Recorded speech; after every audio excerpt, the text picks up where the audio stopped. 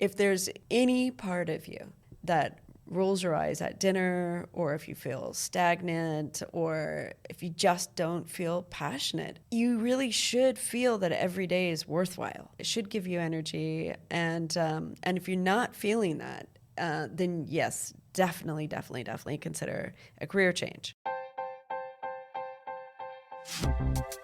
I'm Sally Christensen, the founder and CEO of Argent, a women's workwear brand.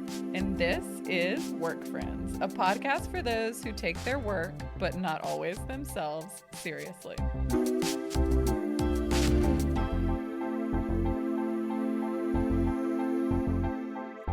Work Friends. Today on Work Friends, I'm joined by Beth Hutchens. Beth is the founder and creative director of Foundrae, a fine jewelry line with a cult following that's steeped in storytelling and symbolism. Beth has spent her career in fashion, first co-founding the Rebecca Taylor brand in her 20s alongside designer Rebecca Taylor.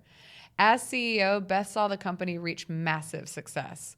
But after nearly 2 decades, she stepped away and launched Foundrae. The jewelry brand is known for its stunning statement-making adornments that feature 18-karat gold, precious stones and symbols, both overt and subtle, that make each piece a personal treasure for whoever wears it. Beth is the 2-time founder behind it all. Today, we'll get into her career origins, mistakes, big changes, and many lessons along the way. Now, on Work Friends, Beth Hutchens. Hi, Beth. Hi, Sally. I've been a fan of your business for a long time. I think we have a lot of people that are wearing Argent and Foundrae together. So yeah, there's a lot for us to get into today.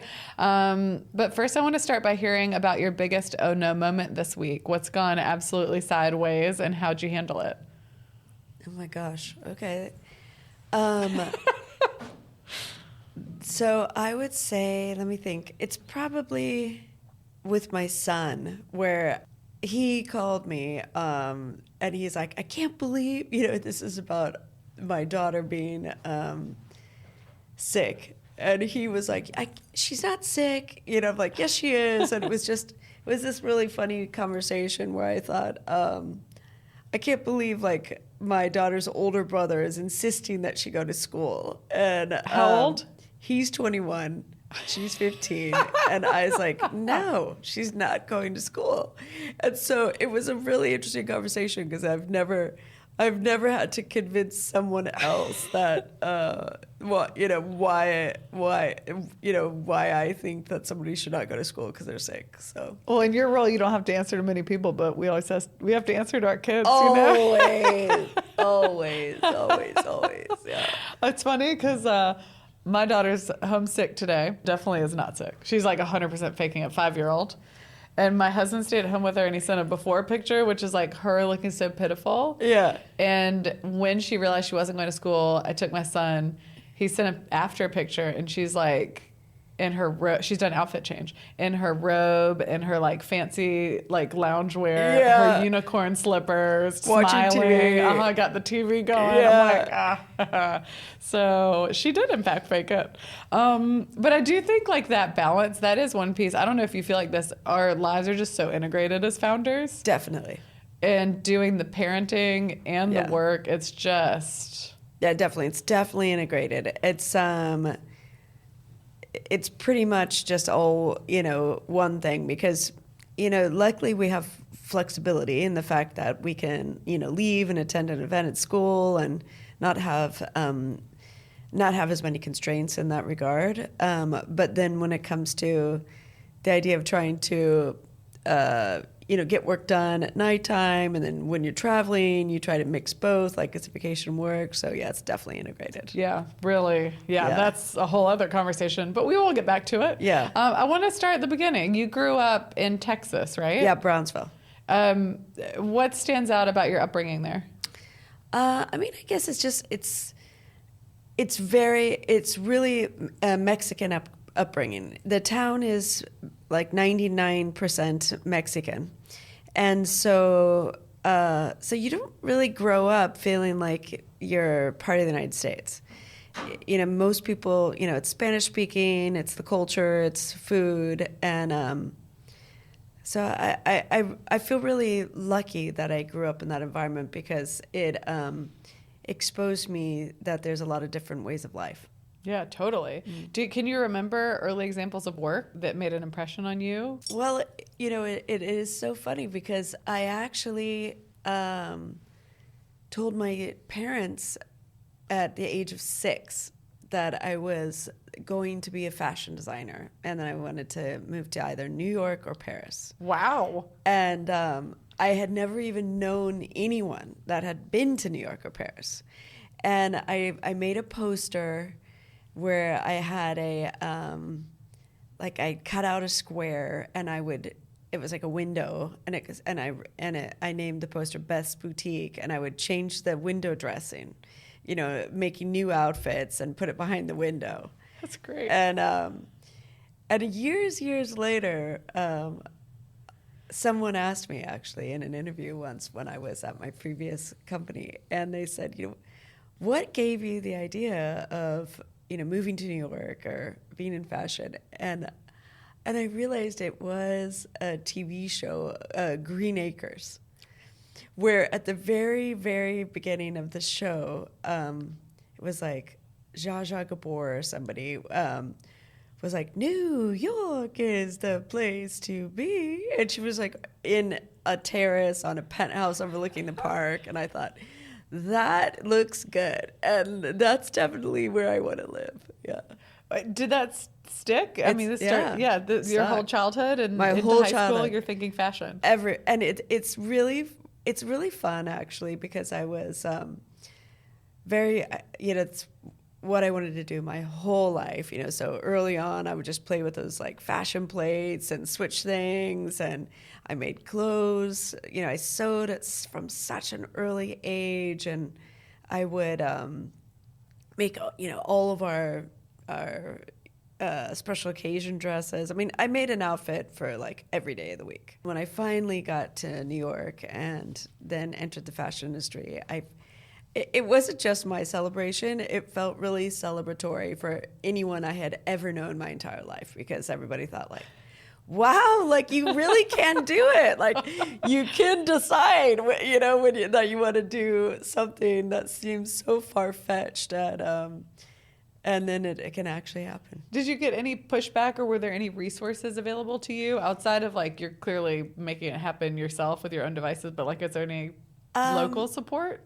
Not really, actually. I would say more pushback, where my parents thought that that wasn't realistic. Yeah, my parents. So I did go to school for economics. Yeah, University of Illinois. Yes. Which is fascinating. So different. I mean, it's great. I feel like it's a good foundation to have. Business needs to be more integrated, I think, into fashion curriculum. Yeah. I think it ended up being a good move. The fact that I totally and actually at Rebecca Taylor that my role was CEO. So I think that background did help me. I mean, of course, it helps me even now. But I think they're trying to at like FIT, Parsons, et cetera. They're now trying to incorporate more business. I think it's a good idea. Coursework, agree completely. Yeah. So you studied economics at the University of Illinois. How'd you choose economics? Well, because it was consumer economics, which was like as close to fashion as I can get. And so, it was consumer economics. And so we did, I could take fashion courses like about retail and trends and stuff. And so I did do that. And then you made your way to the Fashion Institute of Technology. Is that right? Well, I went there for a year because U of I had this program where, you can go to another school and take courses that they don't offer, and then those credits would still count. So you were just making your way to... Yeah. Yeah. And then how did you decide what area of fashion to focus on? Designing versus marketing versus retail, merchandising, et cetera? I never even thought about marketing. And I guess I really honestly didn't know all of the roles that were... I really only thought of fashion as design. When I first got my first job, I was at Cynthia Rowley. And it was assistant designer. The reality, I was a button purchaser, like a trim purchaser. That was my very first job. So that's, it's not really design. But I mean, I guess it is. You're like selecting buttons. And then quickly what happened actually is I, it was a small team. And so then I was responsible for, researching fabrics and selecting fabrics. And then I would start doing like the billing of materials and doing all the purchasing. And I was 19. And my dad, who at this point had his own business, he and my mom, I remember him saying, Elizabeth, I have a lot of confidence in you. He's like, but she's pretty crazy, letting a 19-year-old purchase all of her stuff. Well, how did you even get your foot in the door? How did you get that role? I went to FIT, and she was a like a guest speaker, and then I applied for an internship. Finished school, a clean break from school. You went in full time or no? No. So you're doing both. I was actually, there was that 1 year when I was at FIT. I took an internship there, and this was the days where there was like unpaid interns, which same for me, yeah. Which I truthfully feel like was a great opportunity for kids, and I wish it wasn't taken away from them, because you had a lot more opportunity for internships, which were really incredible foot in the doors, and learning opportunities. And so I started interning there, and then she offered me a full-time job. And so I started working there full-time in the summer, and I almost didn't go back to school. And then in the end, I thought, I really do want to get my degree. And I still had 2 years left, she said, if you hurry back, I'll give you your job back. So then I took that very literally. The worst thing you could tell a really ambitious young person. Yes! So I took that really literally and took like 23 hours a semester and finished 2 years in one. Yeah, and graduated early. Oh, it's incredible. Yeah, I agree with you on the internship piece. I think a misstep that I see is obsessing over your pay in your 20s when you really should be obsessing over your learning and your exposure. I completely agree with you. Yeah, completely agree with you. It'll come. I had, and it wasn't because I was in a privileged place at that point. I mean, my parents didn't support me or anything, but I, waitressed at nighttime. Mm-hmm. And I had my dream job during the day, and I think my first salary was $21,000 a year. Yeah. Oh yeah. And that's a good one. Mine was 38. So yeah. And I lived with other people. I waitressed at nighttime, and it was incredible. Like, I wouldn't trade it for anything. Mm-hmm. Yeah, and you were technically in a production role to start, but I feel like that's like a necessary learning to be really a good designer and then good in the business of fashion. Yeah, you're exactly right. That exposure, that like classroom can't touch it, I think. Like, you have to run around Midtown. There's just a million funny stories back then. Like, I can't even imagine. I mean, we had a quality control person. This wasn't my company, but I remember his name, and he felt so much pressure one day that he actually pulled a gun at the factory and put his gun up in the air and said, "This has to be done by 8 p.m." And oh my gosh, we were all so scared. I mean, and I remember nothing happened. They just asked him to leave, and then Cynthia let him go. But I mean, Stop. Yes. I mean, it was lawless back then. Lawless. It was lawless, but that story is wild. That's like the most extreme example. I bet you have a lot of examples. Oh my gosh, 90s fashion industry. I mean, I actually think it was probably even worse in the 80s, but no, it was really insane. And you loved it. Yeah, I did. Yeah. And this is where you met Rebecca Taylor. Yes, Rebecca and I worked side by side. We had worked together for a few years at this point. We also lived in the same building in Brooklyn, and we used to take the subway every single day together. And one day we were sitting side by side at our desk, and she looks at me and she goes, I think I want to leave and start my own business. And then I just looked at her and I said, oh, I'll do it with you. And it was that casual and spontaneous. I mean, I hadn't put any thought into it before. And then she's like, you would? And I said, yeah. And she's like, okay. So then we just started talking about it, and we became partners. If my research is correct, you launched it at the age of 23, no business plan, and $40,000 investment. It's true. And do you guys have complementary skill sets? Like, what are you coming in with? Completely complementary skill sets. Yeah. How would you break it down? Well, we're both Virgos. Okay. So I'm a Virgo. Oh my gosh. Wait, when are you? What is September 16th? Okay, September 4th. Okay. So at that point, when you say break it down, it was quite literally where I had, every single responsibility written down from, because we had no employees, of course. Yeah. Oh, yeah. And so, so it would be like, I continued a lot of what I had done before, which is like researching fabrics and trims. And then she did the pattern making and actually the sewing at first. And then, and that was kind of our day jobs. And then at nighttime we would both cut, so because we saving money, because our quantities were low, that we would just cut everything ourselves for production. And then we would take turns going to the factories, and I did all the accounting. And we just did that. And then as we grew, and the very first employees we actually had were sample makers. Mm-hmm. So, we shipped everything ourselves. We did everything.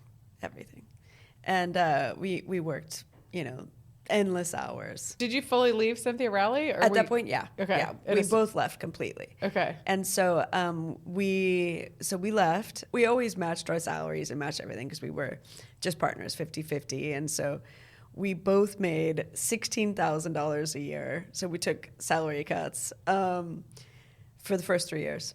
Yeah. And we had the very first year, we had $1 million in sales, which was, a really big deal.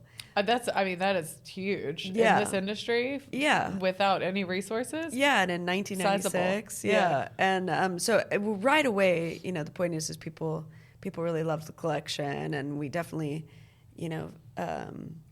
filled a need. Need is probably the wrong word. I would say, Rebecca had a different point of view. And so it was very, feminine and romantic. And so right away, we got picked up by fantastic accounts. And but every single dollar we made, and we had to be profitable, paid for, for the production of the collection, because we were so under-resourced, undercapitalized, that just buying the fabric and everything. And I feel like it did help with the demand, because we would always sell out because we just couldn't make enough. And so we would, show our collection and take orders, but then probably after a few weeks, I would just, tell the showroom we don't have any more, mm-hmm. Because I would project, a few hundred dresses of one style, and then when they were sold because, we just couldn't buy any more fabric. Good problems to have, frustrating problems to have, but this is so wild. I think it was good. I think that's a lesson to be learned, actually. That for sure. Yeah. Not to overproduce. Yes, exactly. Better to sell out, especially early, than to be bloated on inventory. And we all make that mistake, I think, as we start companies. Like, well, I have so many friends, they're all going to buy, and newsflash, they're actually not. It's your customer that's going to buy. Exactly. And so... plus we were all broke back then, so we did not expect any friends to buy. Yeah. Yeah, fair. Yeah. What gave you the courage? Because I think when I started Argent, it did not feel like a risk to me. Right. I felt like, what's the worst that could happen? I could always get a job. We felt the same way. Truthfully, ignorance is bliss, because what I now know is how in debt I was, because I was really fortunate because my parents had... got me a credit card when I was really young, and then they would make charges on it once a month to build my credit. And so by the time I was 22, I actually had super good credit. And so we would just charge things on my credit card. And so within a year, I was definitely at least, $150,000 to $200,000 in debt on my credit card. And if things hadn't gone well, that would have been really difficult for me to recover from. I mean, that puts a couple of things on display, though. Yeah. I do think there is that naivete. Oh, like, yeah. for sure. To start anything, I think you just have to be naive and you have to have conviction in like whatever the end goal is. Conviction is the right word. So it wasn't that I really weighed. I wasn't weighing risk versus opportunity or anything. I really just wanted to be in fashion. Rebecca wanted to be in fashion. Yeah. We loved it.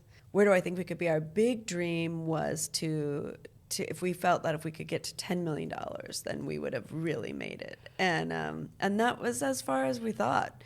And then, but we, it just, I feel like maybe the second or third year we were already past that.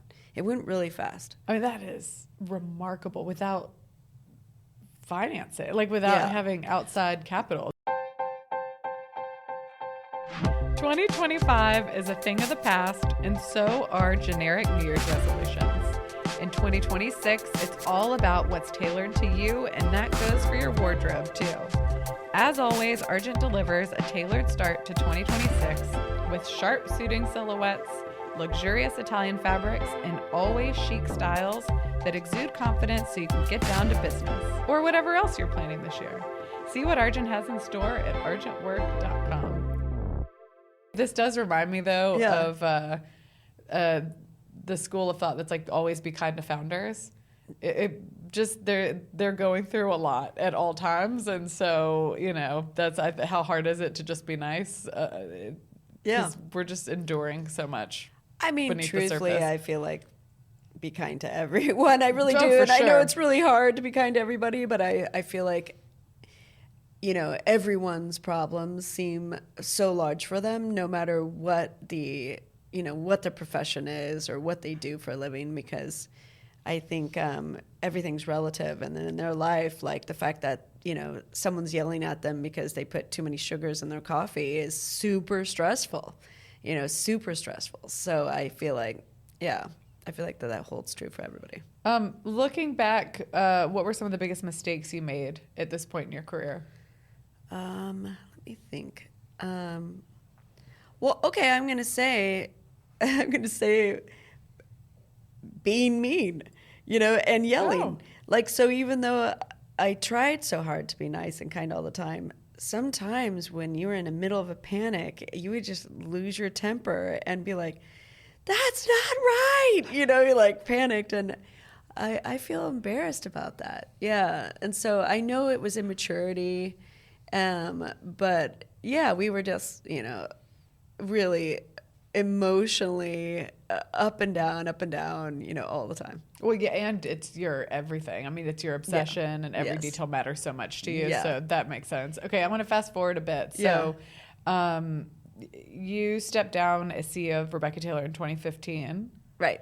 And after a lot of success, so let's just say that, and I think that's obvious even in the early days, but it's unbelievable what you built and sold, right? Yeah, we sold it. And so that in itself is a miracle, as you know, because I feel like, every founder, dreams of like an exit strategy. And the real reason why is not because you want to leave, but because you actually want to be able to buy a house because, growing a business is beautiful, but growing means you're constantly reinvesting. And even up until that stage, we were reinvesting in stores. We had a lot of stores at that point. I think we had, I don't even remember. I want to say 8 before we sold. And then, and so we really, all of our, wealth, all of our assets was in Rebecca Taylor. And at that point we had children and we just, really wanted some financial security. We did.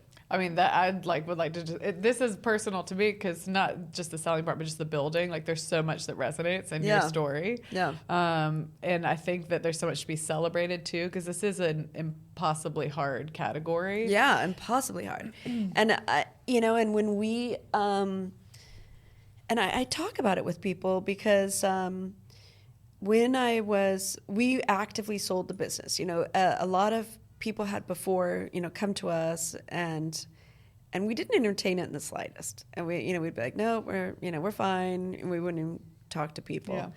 But then we all of a sudden got to this point. We thought, you know what, we need to hire someone and sell the business. And we sold 100% when we sold. And the reason why we chose to do that was because we had such a successful partnership between Rebecca and I that we couldn't imagine getting like a third wheel in. So we sold 100%, and with the intention, truthfully, that we would stay there for the rest of our lives, because I thought it would.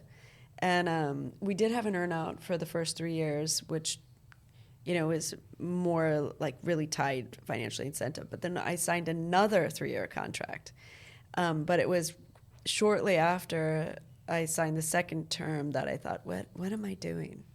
Is this really, really giving me joy? And it wasn't. Well, that shift too, I mean, there's a whole other layer of naivete there. And that's what's so fascinating and fun about being an entrepreneur, is that every stage is different. Yeah. And so it's challenging in its own ways. But once you sell, you have a whole different set of stakeholders and pressure against certain financial goals. And it's oftentimes not the reason that you started the brand, Completely. And the way, I guess I had always really been more conservative, where, for example, we already talked about how the fact that I really always under purchased, and so we sold out, so I didn't have this huge liquidation issue. And then I always established our budget at the beginning of the year conservatively, and so we would always beat our sales, and then we would feel really celebratory, and I would tell everyone in the office, okay, we beat it, we're good for the year. And then suddenly, when we didn't own the business 100%, if we would beat our projections, they would be raised, and you just constantly felt like you were losing. You just did. And I did not like that feeling, and I did not like raising goals for the staff, and it just didn't feel the same for me anymore. Yeah. And truthfully, Rebecca and I thought that, we had started the business so young and had worked in a very unstructured place before we started that business. And so we thought that we were going to have access to, the greatest minds in the world and be enlightened and learn so much, and we were shocked when we didn't. I mean, that's what's so special about Founders, is that the magic exists in you, and that's what makes you a really attractive acquisition, is because you think differently. So I think, we were definitely exposed to business practices I didn't know about that improved things. Like, for a very simple one, I'll give you an example, but I had always done my org chart with Rebecca and I in the middle, and circles leading out from everything. So it looked no hierarchy. So no hierarchy, and like a cloud, and it really made a lot of sense to me, because it felt like the spokes of the wheel, and it felt like the way we worked. And then I remember working with one of the investors, and showed him my org chart, and he goes, did you ever think about, putting it linear and then go? And I was like, great idea. And then from then on, it was really a good idea. And I had no one had ever mentioned to me before that you do it that way. And so small things like that, really, those were great learning lessons. Yeah, for sure. I can imagine. To take all of this learning, though, and then into a new brand is incredible, because you walk away with all of that, and you know what you want to do and what you don't want to do. Yeah, it's true. And you went into a new category, and it's so fun to watch. Like, to learn about your story has been really exciting to me. To hear it from you is even more exciting. But it's the 2-time success is, I really appreciate it. The funny thing is how I started Foundrae isn't as polished and professional as you would have think, because I was it was so heart-led and really again, I didn't put a business plan together. I didn't, but I was in a really different situation, which was great, which I owned my apartment. And I had a savings from the sale of Rebecca Taylor. And so my goal for Foundrae was to just break even. That's all I wanted to do. So I thought, okay, I have, this amount of money that I'm willing to lose. And then after that, I want to just break even so I can do this for the rest of my life, because I just wanted to do it. And I didn't, the first store was below my apartment. Uh-huh. And we had bought the building when we sold Rebecca Taylor, so I didn't have to pay rent. So there was a lot of privilege in the fact that the parameters of how I started Rebecca Taylor and Foundrae was completely different. But then once I was in that space, I thought, okay, I'm just going to start. And it was very, hands-on, just me and one of my friends. And I was at the line at FedEx, and I actually felt really young again. Yeah. Yeah, I loved it. I actually loved being in line at FedEx. And then, we would take the subway to Midtown. We had to, look for workshops, and would go to, every day, back and forth to 46th Street. And so it's not like I started with a huge team or, and I really didn't understand the market whatsoever. I hadn't done any research in advance, nothing. Well, I will say what is remarkable is when you have resources, it's actually more of a risk. So like coming out of your success with Rebecca Taylor and having access to some amount of capital that you're willing to lose. Right. And I've seen this with like venture funding in consumer facing companies especially, but really all companies. But being overfunded makes you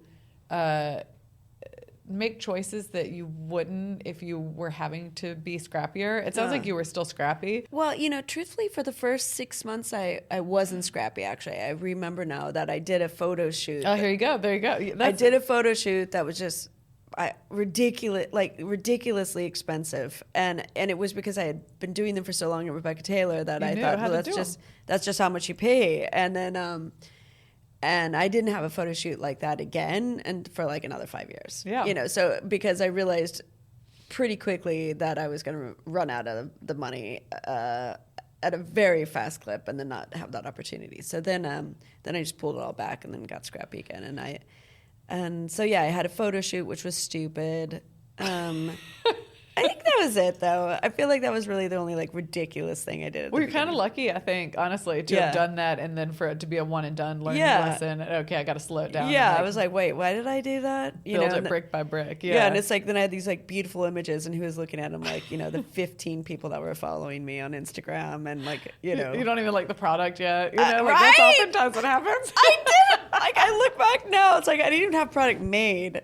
It was still ideas. Yeah, it's so stupid. What was when did this idea come to you that you wanted to do this, and what were you setting out to build? I think at the outset. Okay, so what I did do in advance is I wrote down the concept of Foundrae. So there wasn't a business plan, but there was a very, very strong written concept, and that is I have not deviated from whatsoever. And, I definitely knew that I wanted to create a language with symbolism, and that I felt that I needed this language in order to really unfold into the person I was intended to be. And I looked around and I felt like there was people around me that were in the same position. And so I felt strongly that this could be a language that would, resonate, to people's unconscious. And at that point, though, I didn't even really know if it was jewelry. I thought it was going to be on everything. Just it was really a language of symbols. And so okay, so I'm going to say what I didn't deviate from was that language. But at that point, I still thought, okay, I could put them on leather, or I could put them on, jewelry was definitely my number one thing I wanted to do, but I just didn't have any experience in it. So I was, I thought, I would think of other categories as well. Was part of the appeal in starting Foundrae shifting back into more of like a creative role? Because you serve as the creative director, right? And you were coming. No, yeah, but no, I wasn't creative at Rebecca Taylor at all. That's really. what I mean. Yeah, I mean, no. was that part of the appeal though in starting? Oh, this new definitely, brand? definitely. I feel like I am a creative person, and so just because I could do math better and stuff, and went to I ended up becoming more and more CEO as the business grew, because at the very beginning I was still very creative, and merchandising reported into me and stuff, and that was a really big part of what I did. So that was the most creative thing I did at Rebecca Taylor, but really the vision was wholeheartedly Rebecca's. Because I think that is too one of the things you just don't think about at all when you start a company is 90% of my day is going to be doing things I don't even know need to be done yet. It's talking to lawyers Right. and accountants and this, that, and the other. And for me, those are the things I'd like to hire away. I am a business person, but I'm a creative business person. Right. So my energy does not come from these tasks at all. Yeah, same. So I think that's probably like the learning that you brought into Foundrae, because you have a CEO who's filling the role that you. Well, but I didn't get to hire the CEO until 3 years ago. So for what I had planned to do was just to have the one store underneath my house, and to really keep the business in a level where I could, do everything. So I was still, doing the books and, doing the purchasing and doing all the creative stuff, because I felt like if it was at a smaller scale, then I could get everything done. As the business grew, then I just realized, I was still married at the time, and I told my ex-husband, if we're going to continue to grow, I have to hire a CEO, or president. And I said, because I just can't, do everything. Sorry to back up, but when did jewelry become the medium? Oh, immediately. Oh, okay. Yeah, within the first few months. Okay. Yeah. Yeah, I mean, it's unique in so many ways, because I think you've already articulated it, but like symbols play such a heavy role in the designs, and each piece feels like it carries a story that's so personal to the wearer of, Yeah. and they're part of that process, or they can be, like, it's just. Definitely. So like from that, original concepts that I put together, I actually put together all the symbols I wanted to use, and I wrote, about how this was going to be transformative for people to just consider what they needed in their life in order to, what were the values they really held on to that were kind of the cornerstones, but then also what they felt that they needed to develop. And I wanted every single piece to be unique to the wearer, and that they could customize it and also evolve with it. I wanted it to be timeless and passed down for generations, because I felt like, these stories matter. My background's in supply chain operations, but it's mass customization, honestly, is what it is. I feel like it's like, you've created something that you can scale, but there's so, like, the individual's takeaway from it. It's like you're coming for oftentimes milestones, or to celebrate something, or to acknowledge something, and then you carry that with you every day. It's so special.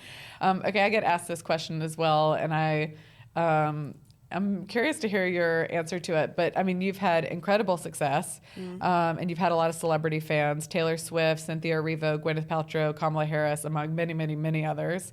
You have an established retail footprint, 5 new locations in the past 2 years, which is impressive. Thank you. What do you attribute all this growth to, and why do you think that this is resonating so deeply with consumers? And the question that I get asked is, was there a specific moment that felt like a major win? Is there anything stand out in your journey with an individual wearing it, or with a point in time, or a milestone? I really feel those things are more like snowballs, where like things, the snowflakes start to stick, and then it gets bigger and bigger, and it's not that there's I mean, there are for other businesses, I know, where some people say, like, Oprah announced it and everything changed, but it wasn't like that for me. It was really just a snowball that people I feel like probably we had, we have a very distinctive aesthetic. And so people could see it on other people, and then they would start to see it more, and they would ask who it is. So it's very organic. I mean, we didn't do any paid advertising. We didn't. But you want to know what probably did help me a lot, actually, was during COVID, because I lived upstairs and the store was downstairs. I was just the only one there, so we had staff remotely. And so we actually set it up where I would just go every day and like play with the jewelry and style it and talk about it and then do all the shipping. This is like clearly a recurring theme of my life. And trauma. Yeah. But because I was, there. Of course. But I feel like a lot of people were introduced to us during that time period because they were at home, and that social media was just such a pastime for people, and I was there with all of our tools around us, and I could put it together and talk about it. Yeah, I mean, the snowball answer really resonates just because I do subscribe to that. Like for us, it's the same thing. And I don't think brand building is the same as it once was. It's not like Angelina carried your bag and now everybody knows about your brand, overnight success. No. I think it's those moments we're building something holistically. And it's like the brand and the product and the team and the timing and your store footprint and like and your wholesale representation, your distribution. All of those things just take time, and your customer base is like a huge part of it. And you're continuing to evolve the visuals and how you articulate your vision through your product, et cetera. Yeah. But there's like a feeling that I carry, and I'm wondering if this is the same for you, where it's like it all just there's something, it's more around a feeling of it's working, and you can't always quantify it per se, because a lot of it is qualitative, but it does feel like it's growing, and you can't see it in the numbers. So that is a data point. But for me, it's like it's a feeling. It either feels like it's going right or like something's off, and you just are constantly tweaking. Yeah. It's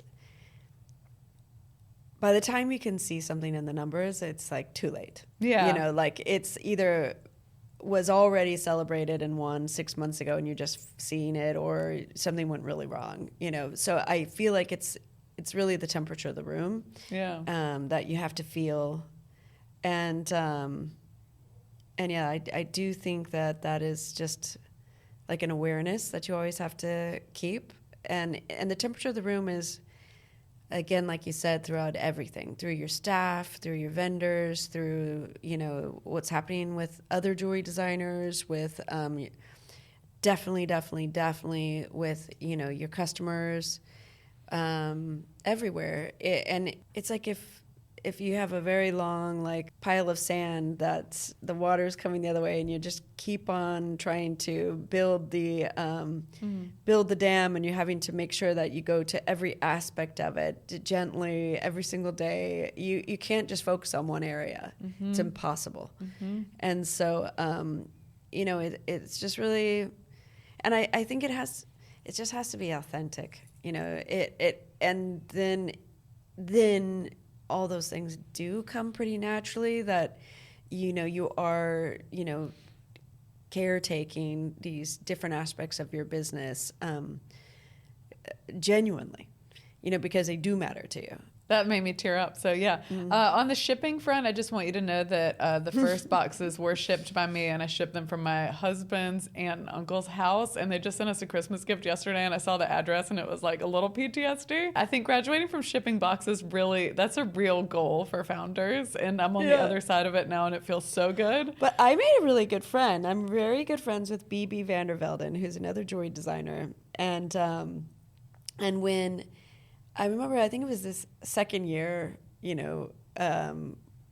that Foundrae existed, and she has her own collection, but she's just also a customer, and so she had ordered something online, and so it was just me and my friend Leora that we were still just us, and she was sick that day, and she's like, oh, we're supposed to deliver this to her hotel at the Crosby Hotel. I said, well, I'll deliver it. So I go over to the hotel with my little bag, and she opens the door, and she's there with her mom, and she's like, sweeps me into the room, and she's like, come in, and I was like, oh wow, thanks. And then she's like, how are you? And I was like, fine, I'm fine. And she's like, would you like a glass of champagne? And I said, oh, sure. Wow, that's so nice.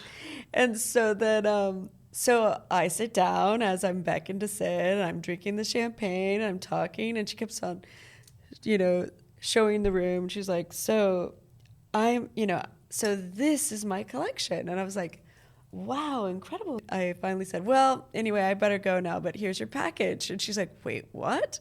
And I'm like, yeah, I'm just delivering this. And it turns out that they were having private showroom appointments with people, and they thought I was a customer. And they kept on waiting for me to get up to look at the collection and to start identifying what I was going to purchase. Meanwhile, I thought they were the nicest people I'd ever met that were just entertaining me as I was just dropping off this. They knew who I am. But anyway, it was so funny.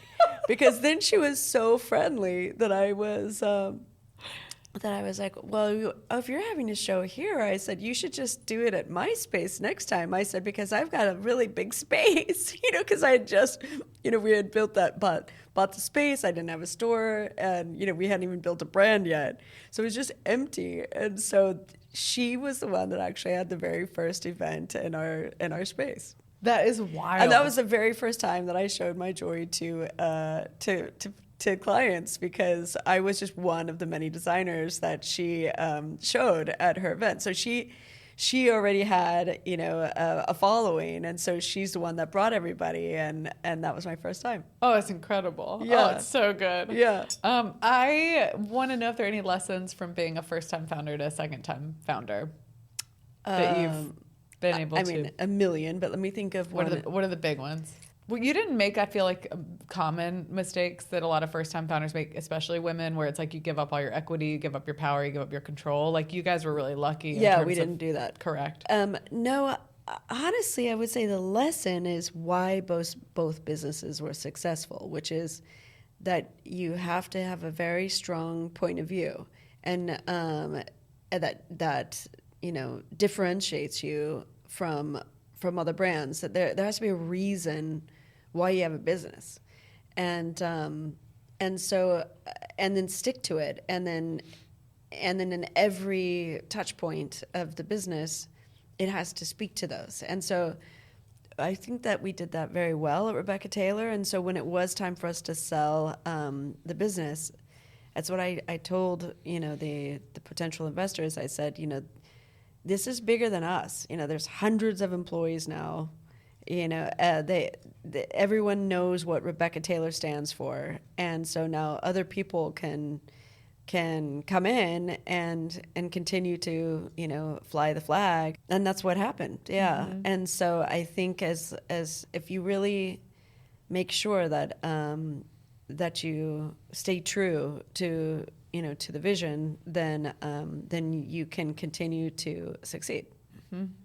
I think too, like, you get a premium from that if you are selling your company when you put the TLC in and there's authenticity in it. There are these intangibles, like, in the brand, right? That are going to be valued at a premium, and rightfully, because there's just something that you can't quite name, but that it doesn't exist in a lot of the established, like, legacy brands. So I'd love to close this out by asking 2 pieces of advice. What's something beneficial to learn or do today if you also aspire to start a fine jewelry brand? I mean, for me, jewelry was a passion of mine my whole life. And so I would say that you should really explore the market. There's so much beautiful jewelry out there. Just really identify your personal style, which would end up being your design style. Mm-hmm. And then while I was CEO of Rebecca Taylor, I really, exercised my own creativity by playing with jewelry, mostly vintage jewelry, and then, repurposing it and doing different stuff with it. And so I think that you can start small in that way, with your own creativity and really trying to refine, your aesthetic. And so I would do that before you try to start any kind of business. And what's one question you should ask yourself if you're contemplating a major career change? First of all, I encourage people to contemplate a career change. Same, cosign. Yeah, I really do. I feel like life is, you have one life, and I never, ever imagined that I would do anything other than be at Rebecca Taylor. And it's the truth. Not even in the same industry, but even in the same business, I really did. And the amount that I have grown personally, I just can't imagine I would have shortchanged myself in that way. And so I think changing industries is something that you should really consider. If there's any part of you that rolls your eyes at dinner, or if you feel stagnant, or if you just don't feel passionate. I mean, I think life is so beautiful, and every day is, you really should feel that every day is worthwhile. You shouldn't feel like it's a Groundhog Day. You should feel excited. It should give you energy. And if you're not feeling that, then yes, definitely consider a career change. And truthfully, how I feel I would even approach it is, I often tell people that I think that you shouldn't describe yourself by like your job title. Like you can't say, okay, like I'm CEO, and then instead you think, okay, I'm a problem solver, or I'm good at communication. I work well with people. I'm very, I'm strategic. And when you start to think of these qualities that you have, then you start to realize how it applies to just a million different potential roles you can have. And then you start to think, okay, since we've already said that, maybe you're not feeling that motivated by your current career, then you start to think, okay, of these skill sets that I have, what would I do if no one paid me, and that I had all the time in the world, and my food was provided for, and my home was paid for?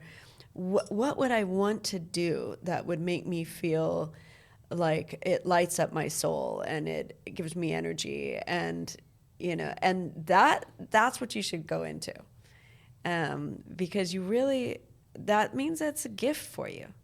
And everybody has a gift, and you just have to isolate it and really figure out, like, what do I do naturally that I can learn to do better, and then really figure out how to do it in a way that can provide me an income. We've come to the end of our episode, which means we've come to my favorite segment, Would You Rather? Okay. You ready? Okay. Would you rather start work at the crack of dawn or burn the midnight oil? Midnight oil. Would you rather go back to school to learn a new skill or teach what you know to a class of newcomers? I guess I would like to teach. Would you rather wear the same pieces of jewelry every day or never wear the same pieces twice? I would rather wear the same pieces every day. Would you rather write a great piece of feedback or receive a great piece of feedback? Receive. Would you rather have a desk next to a loud talker or a loud chewer? A talker. Would you Hopefully they'll say something interesting. Would you rather only answer emails with emojis or only answer calls on FaceTime? I would rather answer calls on FaceTime. I would feel sorry for those people because I'd be like, But I like connecting. Same. I still cold call people. Would you rather accidentally leave your mic unmuted or your camera on? Mic unmuted. Whoa, okay. Would you rather start a jewelry brand in the early aughts or in the present day? I would say present day. It worked out. Beth, thank you for being here.